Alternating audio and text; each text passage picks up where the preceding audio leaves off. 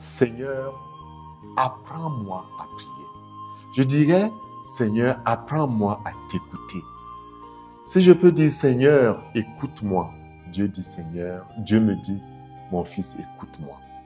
Pour apprendre à écouter Dieu, la première chose, c'est d'abord de se rendre compte que Dieu nous parle.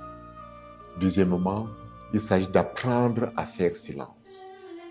Mais la modalité la plus importante, c'est d'apprendre à garder la parole de Dieu dans notre cœur. Comment le faire? D'abord, s'habituer à lire la parole de Dieu régulièrement, qu'elle devienne le pain quotidien. Tous les jours, avoir une parole qui guide ma vie.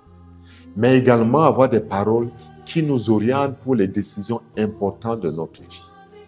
Deuxièmement, apprendre à chercher le message général quand Dieu nous parle. Mais plus important encore, à nous approprier la parole de Dieu. Seigneur, tu dis que, qu'est-ce que tu me dis? Et revenir sur cette question. Revenir sur cette question. Dieu déposera par l'Esprit Saint un message dans notre cœur.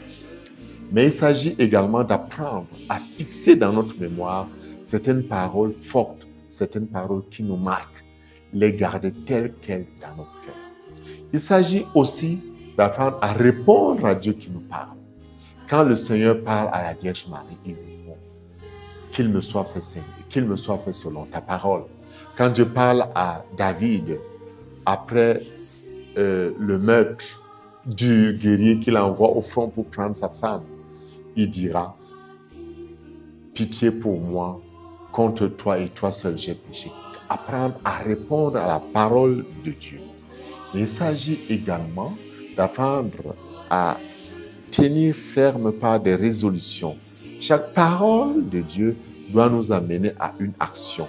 À la fin de la journée, se poser une question. Ai-je été fidèle à la résolution prise? Je n'ai pas été fidèle, je demande pardon. J'ai pu être fidèle, je rends gloire à Dieu. Et régulièrement, grandir dans la parole qui nous guidera.